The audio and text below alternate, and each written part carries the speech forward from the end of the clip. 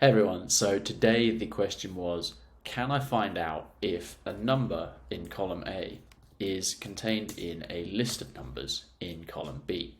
And the answer is yes, you can with some simple formulas. So we're going to start with the search function. So search simply just does what it says, it looks for some text, so our number in column A within some text in column B. And if it finds it, then the number you get back is the position of this text in this one. So you can see 2000, the 2 in 2000 is the 7th character in that cell. But that doesn't work for an if, so we want to say if, and we want the result to be yes or no. So what we can do is we can wrap that around with an isNumber function, which basically returns true or false if the result it gets back is a number. Now, if we picked something, say, like some text, and we remove our isNumber, then you can see we get a value error because it can't be found. If we wrap that with our isNumber again,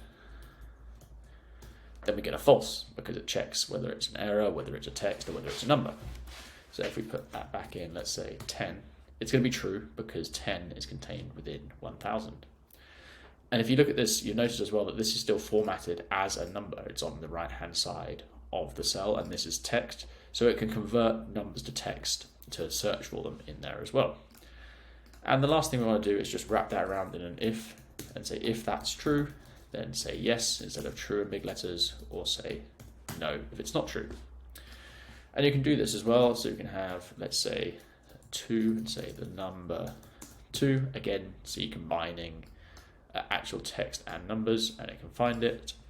If we say the, it finds it. If we say the, it still finds it because search isn't case sensitive. If we said num, then it's going to find it in number, or if we said something like 8, then it's not going to find it because 8 is nowhere in that string. So there you go, super quick and easy way to find out if one text value is contained in another, and then use an if function to return not just true or false, but yes, no, or whatever else you wanted to say.